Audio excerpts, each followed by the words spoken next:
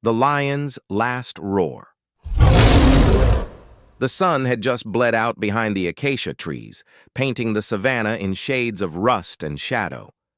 Kibo, the old lion, tasted the air, dust, dry grass, and beneath it, the sharp electric tang of him, the rogue.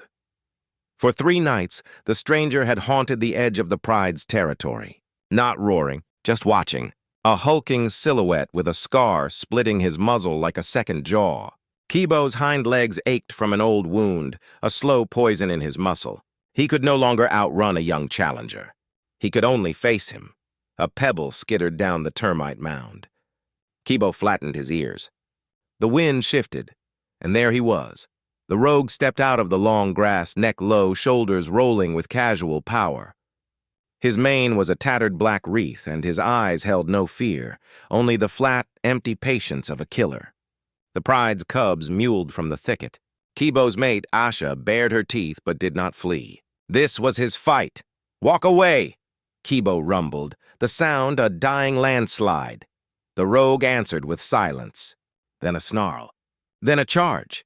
Kibo braced, sand exploding under his paws. They met with a wet crack of bone against bone. Claws raked his flank. A jaw clamped on his shoulder, grinding toward the spine. Pain white and blinding.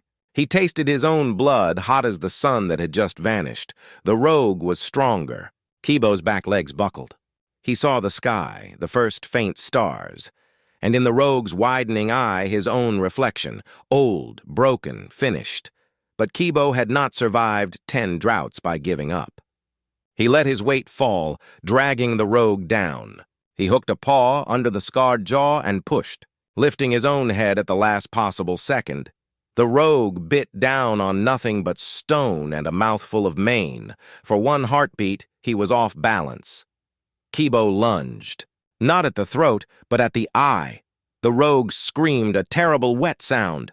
He twisted away, clawing at his face, and fled into the dark, leaving a trail of dark droplets on the pale earth. Kibo stood trembling, ribs heaving, one paw hovering over a gash that would never fully heal. Asha came first, pressing her forehead to his. Then the cubs, small and brave. The night wind rose, cool now and clean. The rogue was gone. Kibo lowered his great, scarred head. He had bled for this land, and tonight it was enough.